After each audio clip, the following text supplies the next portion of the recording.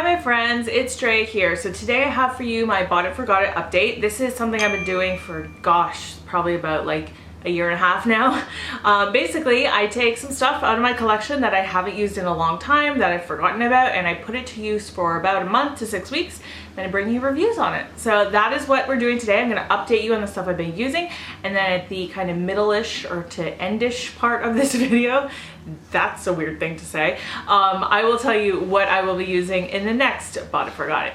Okay, so let's just get into the stuff I've been using in no particular order. So first thing is the Kat Von D Lock-It Setting Powder. This I've been using to set my under eyes. I don't really use it on the rest of my face, but I like it for baking. It's actually not a bad powder for baking. However, for the price tag on this, I don't think that it's definitely not better than like the RCMA powder or even the Laura Mercier powder. Like I think it's the same price as the Laura Mercier, so I think I would just go for that one over this one. Only reason I'm saying that is because this to me has a little bit more of a kind of thickness to it. It's very hard to describe. It's not as light on the skin, definitely as the RCMA, but even as the Laura Mercier, like this is a little bit more heavy on the skin. So I think it does give you a really nice smooth canvas under your under eye, but it does look kind of heavy sometimes if you go overboard. So I like this. I will definitely continue to use it, but I wouldn't recommend it over some other powders.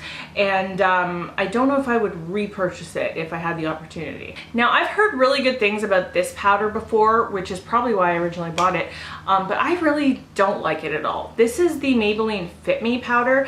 Now, I know that they are redoing a lot of the Fit Me line. I don't know if they're redoing the pressed powder. I know they are doing a new loose face powder, which I just bought. It gets hard pan really fast.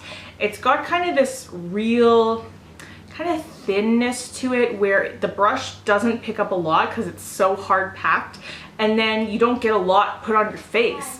And so it definitely didn't mattify. It definitely didn't extend the longevity of my makeup, and I found it very difficult to work with. The next thing was this Lit Cosmetics glitter in the shade Modern Love, which this is really, I'm almost scared to show you guys because it will go all over the place, but it's kind of like a gold glitter. It's really, really, really pretty. I think you can see it there.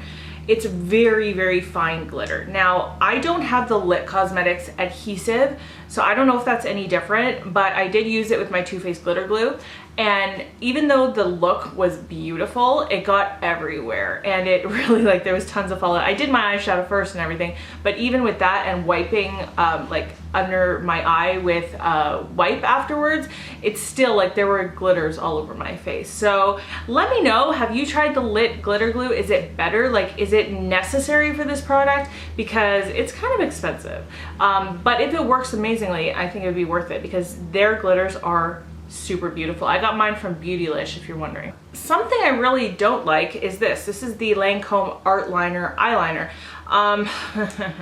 This is a weird product. So it comes out in a well. This is like, it's kind of like a felt tip, but it's very, very, very flexible.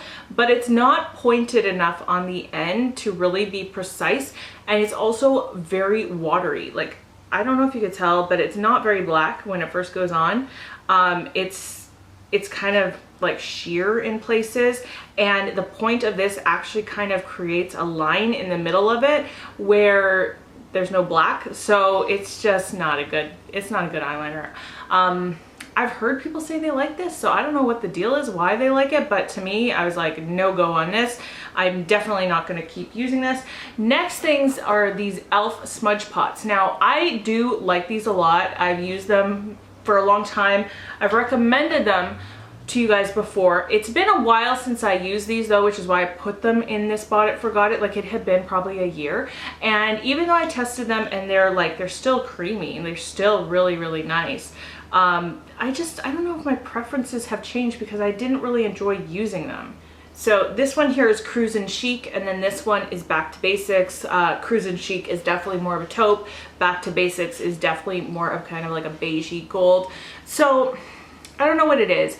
I think I've never really been the kind of person who likes using a base under my eyeshadow, like not counting an eyeshadow primer, but like a base eyeshadow, because even though it can intensify the look sometimes, On me, I just feel like the eyeshadow I'm putting on top never really goes on it the way I want it to, and it can end up looking like crinkly on my eyelids or dry looking or just weird in general. So I don't know, I just didn't use these that much, even though you can see they're really beautiful. So if you like cream eyeshadow, or I mean, they are good by themselves, I should say, though they are really, really good just as an all over shadow without putting anything on top. So if you like cream eyeshadow, these are amazing. And if you like a base, you know, go for it. They're only, I think, $2 from e.l.f. and when they're on the 50% off sale, they are definitely worth getting and picking up and trying. It's just that for me, I just don't see myself kind of using these anymore. One product from e.l.f. that I really enjoyed is the e.l.f. small stipple brush. Couldn't think of it for a second. So this is obviously what it says it is. It's a small stipple brush. As you could tell by the fact that this is like brown, I have been using this for cream contouring. I used it today, and I have been using it a lot. I've been using the new Hoola cream contour stick. I got a sample of it and I've been really enjoying that. So I've been using this with that product, and it just blends it out really easily on my face. I know you can use this like for many cream products, cream highlighter, but I've only been using it for cream contour, but I love it a lot. So this has now become kind of a staple for that in my routine. This primer from NARS, this is a sample size, but obviously there's a lot of product in here. This is the Pore and Shine Control Primer. So they came out with some new primers in the beginning of this year. I really love the Smooth and Protect one. This Pore and Shine Control Primer, I don't really think it does a great job, honestly, at controlling oil. It's not super liquidy, but it's not like a lot of mattifying primers. If you tried mattifying primers, you'll know exactly what I mean. They're a little bit more usually very thick and kind of tacky, and they can get kind of gummy if you use too much and kind of pill up, whereas this, you can tell, is very kind of smooth and liquidy, and it just kind of acts like a lotion, you know, on your skin. But I didn't really find that it controlled my oil any more than just a regular non-mattifying primer would. One more kind of iffy thing, and then I'll end on a high note with the last product. So this is the NYX HD Studio Photogenic Foundation. I liked this, but I didn't love it. So this is in the shade Natural, which is way too dark for me in the wintertime, but right now in the middle of July, it's a great color on me. It worked fine in terms of color match. It's kind of a liquidy formula, but it's pretty full coverage, and being kind of not that thick moussey formula, but more of just a heavily pigmented liquid, a little goes a little bit of a longer way without having to get really cakey on the skin. So it was nice in that sense. It looks very, like it says HD, it looks like you're kind of I don't want to say Photoshopped, but it looks really nice on the skin. Like, it looks smooth and quite beautiful. Just on oily skin, just be known, this is kind of hydrating. So by the end of the day, I was like a complete oil slick. And that's after, you know, blotting and repowdering in the middle of the day. So even with that, it definitely did nothing for me in terms of oil control. But if that is not an issue for you, I would totally say this is a great foundation. So definitely check it out. And then very last thing is from Jouer. It is their, what are these even called? It's just called lip cream. So their lip cream, this is in the shade Melon. I got this in my Beautylish Lucky Bag. Oh, it smells so good. This smells like buttercream frosting. It smells so nice. And this shade Melon is just your absolutely beautiful everyday pinky peach color. It's so pretty. This is one of my favorite types of shades, and so I really like this a lot. This doesn't crumble on your lips. It lasts a very long time. I wouldn't say it lasts all day, like I do see some wear after a few hours, so I would just kind of retouch up, and it actually touches up okay. You know, sometimes when you layer these products they don't, but this one actually does. It does a good job. So I would definitely say thumbs up to this formula. So that's it for everything that I have used. Now I'm going to show you what I will be using. I hauled this probably a month to 2 months ago. This is the Maybelline the Colossal Big Shot Volume Express Mascara. They had a Colossal one, I think, which I've never tried, but this is a newer version. So that's why I picked this up, because I really wanted to give it a shot. I have cleared out a lot of my mascaras that I was kind of done with. So now I have room to bring a new one in. So I'm excited to try that one out. I just filmed a rehaul and I talked about this product in it. This is the Rimmel BB Cream in the shade Light. I bought this in February. I tried it once. I remember not really liking it, but I can't remember why. So I thought I would put this in this project so I can actually give you guys an actual review on what I think of it. Also, sometimes I'll throw tools in. These are the Real Techniques mini sponges. I can't remember the exact name, but I will link everything down below just so you know. I put links to everything. Okay, I have used this one a few times. This is a brand new one. They come in a pack of 2, which is why I have 2.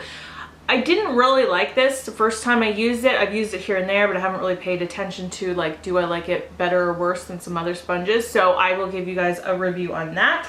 This is a primer that I got actually as a free gift with purchase recently from Elizabeth Arden. It's the Flawless Start Instant Perfecting Primer. I have used this once, but I haven't really given it much of a shot. You'll be able to tell, I think, just by me doing that it's kind of definitely your typical looking pore filling primer. Another Elizabeth Arden product, I didn't even realize that when I was doing this. This is also part of a gift with purchase, although from a different order. So this is the Beautiful Color Bold Liquid Lipstick. Now, I can't really tell, but I think I can say that this does not dry down. I guess I could sit here and let you know, but just based on the feel of it, it kind of feels like a gel liquid lipstick. Look at that color. Oh my goodness, that is gorgeous. Kat Von D recently came out with the Everlasting lip liners. I have used this once. This is in the shade OG Lolita, so I guess it's supposed to be just like the original Lolita color. They're very creamy just off the bat in terms of how it goes on, and opaque. So I'll let you know about that one. Now this was a gift. I didn't purchase this myself. I got it from somebody as a gift. It's the Clinique Super Powder Double Face Makeup. This is in the shade 02 Matte Beige. That's what the packaging looks like. It's just their very like old school kind of green packaging. It's got a mirror in there. It's got a peach sponge, which actually is kind of smart if you're gonna use it. Because you know the white ones always end up looking gross, but it's peach already. That's what that looks like. So it does say, what is it called? The Super Powder Double Face Makeup Matte? No, it's just called Matte Beige, so I don't know. And the last thing is the Essence Sun Club Matte Bronzer. So I did try this quite a few times a while ago, but I can't really remember what I think about it. I know I reviewed it in my Essence video. I'm sure that's why I bought it originally. It's kind of a light matte bronzer, so hopefully that'll still be okay in the summertime. I've been going much more for that kind of sunburnt look with my bronzer lately, which I am loving. So actually, now that I'm thinking about it, maybe this isn't the best time of year to try this, but here we are. That is it for my Bought It, Forgot It. I always like to encourage you guys to do this too. It's a great way of making sure you're using all the things that you spent your hard-earned money on. You don't have to take 10 things out of your collection, even if it's 1 or 2, and you just put them in front of you on your vanity every day so that you make an effort to use it. It's actually a great way to find Holy Grail products. I found a lot of Holy Grail things by doing this. And it's also a good way to not feel guilty about having a big collection and looking at things you're not using, because now you are using it, and if it turns out you hate it, you can get it out of your collection. You don't have to feel guilty looking at it anymore. But that is it for today for my Bought It, Forgot It. I hope you liked it a lot. I have a playlist down below if you want to see more reviews on different, you know, smorgasbord of products. I don't even know if I said that word right. Hopefully I did. Isn't it German? Any Germans? Let me know. Did I even say that right? Okay, now we're just getting silly. That's it for today. I love you guys. I'll see you in my next video. Bye.